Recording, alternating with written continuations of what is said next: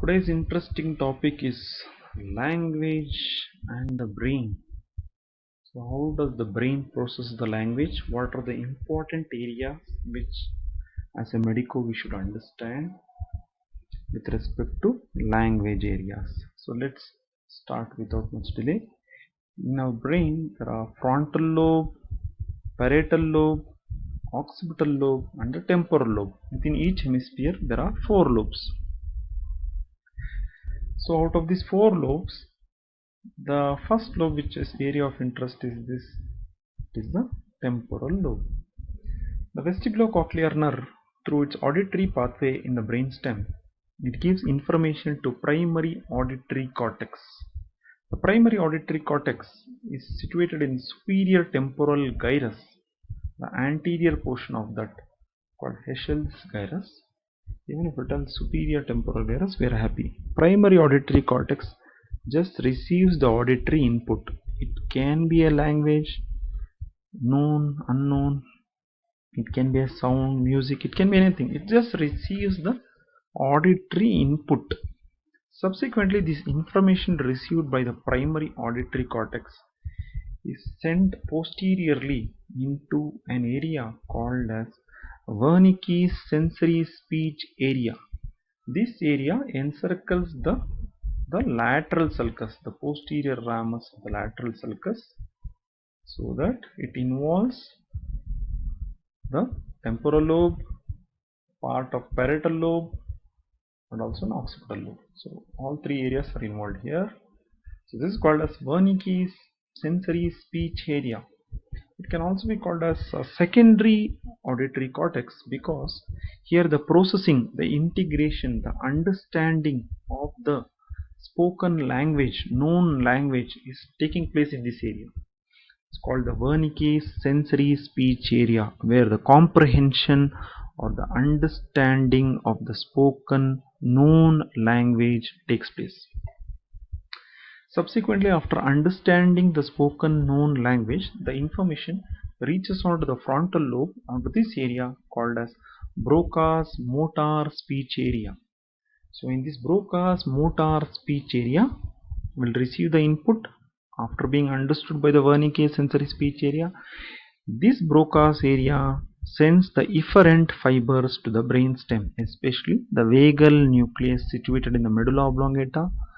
The vagal nucleus gives out vagus nerve, which goes on all the way up to the larynx, supplies the vocal cord, muscles of the vocal cord. So this initiates speech production, Brocas area. Therefore, it's also called motor speech area, where the generation of speech. So imagine I will tell you, hi, how are you? That hi, how are you is first heard over here, but that's just a sound. It's not processed over there, just heard over there, primary auditory cortex. Subsequently, you understood hi, how are you, because you know the English language, and I'm asking you hi, how are you. You're able to understand the known language only, thanks to the Wernicke's sensory speech area. Subsequently, this gives information to Brocas motor speech area, so that you will reply, hi sir, I am fine, thank you, how are you. You will reply that that's because of Brocas motor speech area, which gives information towards the brainstem, vagus nucleus, vagus nerve supplies the larynx, laryngeal muscles produces voice. So this is a circle of language. In addition to this, there are 2 interesting things over here. The primary motor cortex, area number 4, any thought process in the frontal lobe, you want to speak something without me asking you any question, it's coming from the primary motor cortex and the Brocas motor speech area. The thought is processed over there, and you'll ask me some doubt, I am not able to understand this topic, sir. You'll be able to ask that because of thought process generated in your frontal lobe. Then one more concept is there, this visual cortex is there. So any language other than spoken language which you are seeing, for example, you are not hearing me, you are seeing some words here. For example, these words, you are able to see that I am not pronouncing this word. I am asking you, what is this?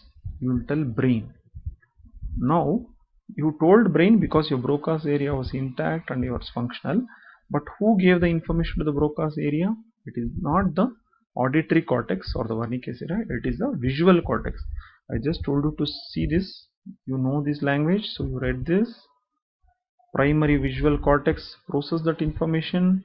Secondary visual cortex understood it's called the brain, but it told the Brocas motor speech area to generate the efferent which goes to the brainstem, again vagal nucleus via vagus nerve, larynx, so it produces speech. This is called visual language. So the sign language and visual language, all of this integrates the occipital lobe. So connecting this frontal, parietal, occipital and this frontal lobe, there is one fasciculus. It's like an arc. It's called the arcuate fasciculus. It's an integrated fasciculus. It's a bundle of white matter. It's a bundle of axons, myelinated axons, which connects one area to the other so that integration or processing becomes easier and faster. I hope you understood this. So in wider context, if I want to tell you this area, primary visual cortex, this is for learning purpose only. So primary visual cortex gets the auditory input. Primary auditory cortex gets the auditory input. Primary visual cortex gets the visual input of both the languages. Now what does this Wernicke sensory area does? The Wernicke sensory area understands, comprehends the language.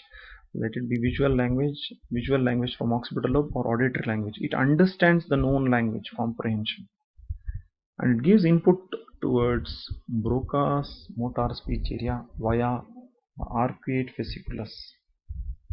So Brocas area is involved in language production. It's involved in thought process, thinking about a word. Again, I told you primary motor cortex. You can see the primary motor cortex area number 4, precentral gyrus. It's involved in saying the words, thought process coming from both is frontal lobe. Entire frontal lobe we can tell. Primary motor cortex and Brocas area are more specific areas where thought process will come and will tell some words. But visual language is from the occipital lobe, auditory language is from the temporal lobe. To be more specific, superior temporal gyrus. Whenever you hear some words, which words you are known the language of it, you just hear that, you will not understand that. Okay, visual language, you know this word, just read this. This is just read over here, but it's not understood. Understanding or comprehension takes place in Wernicke sensory speech area. Ultimately, you will respond for that, right? That will take place via Brocas motor speech area. And thought process is generated without someone asking you, without someone showing you some word. You will generate the words by thought process coming from primary motor cortex area number 4 or the Brocas motor speech area. Now imagine a scenario. I'll ask you one question. Hi, how are you? How do you do? What did you have for breakfast? Now, if you do not respond, that means with respect to only the brain I'm talking, your primary auditory cortex would have been damaged, so you are not able to hear me at all. So therefore you are not responding. Other possibility, the global aphasia is there, the entire brain around the middle cerebral artery. There is a hemorrhage or there is a clot, so this entire language areas around the brain is damaged, resulting in global aphasia. And ask the same question. Hi, how are you? How do you do? Now you will tell I had upma. You will answer irrelevant. What does it mean? That doesn't mean you are crazy. That doesn't mean I am crazy. It just means that you heard me, but your understanding was not there. You didn't understand what I spoke to you. Hi, how are you? How do you do? But you felt I am asking something else. You lip read me, but you read me wrongly, and you told I had upma. I had something for breakfast. You told. So that is, there is a problem in understanding. Wernicke sensory speech area has been damaged. You are able to hear me. You are able to respond. You are able to hear me. Primary auditory cortex is normal. You are able to respond because Brocas motor speech area is normal. But you are responding irrelevantly because Wernicke sensory speech area is damaged. Therefore, your understanding or comprehension is gone. So if I write something and if you can't read that, if I tell you to read this, if you tell something else, for example, you tell sand, there is written brain, that means your visual cortex is damaged. You're able to hear me properly. When I tell brain, you'll repeat brain. That means your auditory cortex is normal, wernickes area is normal. But I tell you to read this, instead of reading it as brain, you'll read it as something else, like mud, sand, something else you'll read. That means you have word blindness. You have problem in reading out the word because visual area is damaged. Not the entire visual area. The entire visual area is damaged. Of course, the person is blind. Part of it, the language related visual area. So therefore, you are not able to read the word which you have known previously very well. So that is also an interesting condition. Last but not the least, I'll ask you hi, how are you?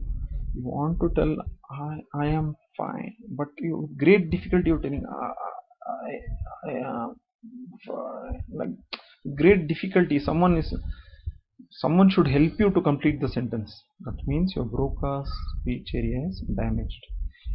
Your Wernicke, your primary auditory cortex heard me. Hi, how are you? You understood comprehension. You want to respond, but with great difficulty you're responding. That means you have Brocas aphasia. Aphasia is inability to produce speech. So that means Brocas aphasia is a non-fluent speech, difficulty in initiation, difficulty in completion, difficulty in progression of a sentence. That is Brocas aphasia, wherein the person is able to hear you, understand you, but not able to produce a fluent speech. So that is Brocas aphasia. Whereas Wernicke's aphasia is having very fluent speech, but still we call it as aphasia. That because is able to hear, not able to understand, but speaks irrelevantly. Primary auditory cortex damage, you are not able to hear, so therefore you are mute. It's like that mutism, but there is no nomenclature like that. If the entire area is damaged, then we can call it as global aphasia. So hope the aphasias are clear and the language areas and the word area with respect to brain is clear. Thank you for watching and learning from Logic Medico.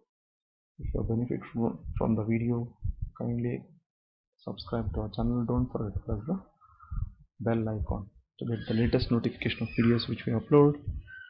Also press the thumbs up icon if you like this video. Thank you once again.